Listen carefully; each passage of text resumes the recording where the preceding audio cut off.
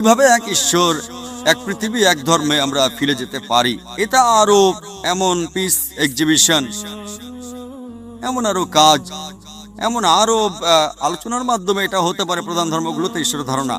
আর আমাদের শুধু এরকম আলোচনা করলেই হবে না, আলোচনার পর মানুষকে এটা বাস্তবায়ন করতে হবে।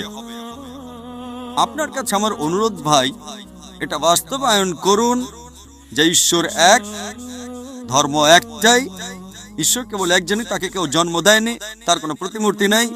এই এক ধর্ম, সর্বশক্তিমান ঈশ্বরের কাছে নিজের ইচ্ছাকে সমর্পণ করার এই ধর্ম গ্রহণ করুন। এই ধর্ম গ্রহণ করেন, যদি মানেন ঈশ্বর একজন, তার কোনো প্রতিমূর্তি নেই, কেউ তাকে জন্ম দেয়নি, তিনি স্বয়ং সম্পূর্ণ, তাহলে আমরা সবাই এক হতে পারবো।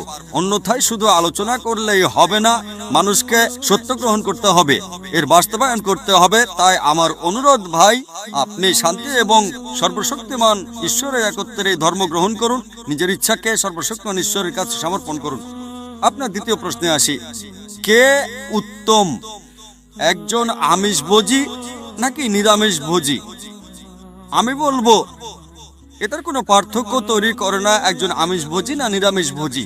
যে ব্যক্তি ঈশ্বরের ইচ্ছা গ্রহণ করে সেই হচ্ছে উত্তম মানুষ, হোক সে আমিষভোজী বা নিরামিষভোজী।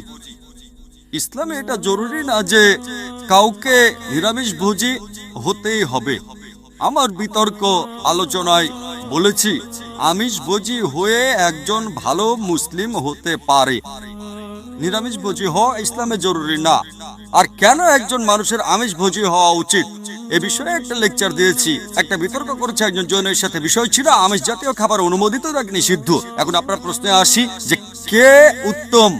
কোরআন বলছে যার রয়েছে তাকওয়া, সূরা হুজরাত অধ্যায় 49 আয়াত 13 বলছে, আইয়ুহান নাসু ইন্না খালাকনাকুম মিন যাকারিন ওয়া উনসা ওয়া জাআলনাকুম শুউবান ওয়া ক্বাবাইলা লিতাআরাফু ইন্না আক্রামাকুম ইনদাল্লাহি আতকাকুম ইন্নাল্লাহা আলিমুন খাবীর।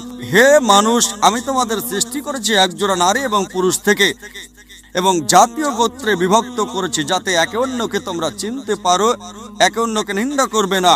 সর্বশক্তিমান ঈশ্বরের কাছে সেই ব্যক্তি সম্মানিত যার রয়েছে তাকওয়া। সুতরাং একমাত্র পথ হচ্ছে উত্তম হওয়া, যার রয়েছে তাকওয়া, আত্মসমর্পণ, আল্লাহ তাআলার ভয়। অন্যথায় আমিষ খেলেও যতক্ষণ সর্বশক্তিমান ঈশ্বরের নির্দেশের মধ্যে থাকবেন, আপনার পাপ হবে না। আমি প্রমাণ করব হিন্দু গ্রন্থ থেকে, খ্রিস্টানদের বাইবেল থেকে, পাশাপাশি কোরআন থেকে। সুতরাং মূল কথা হচ্ছে সেই উত্তম যার রয়েছে তাকওয়া, যার ভয় আছে, খোদাভীরুতা আছে। আশা করি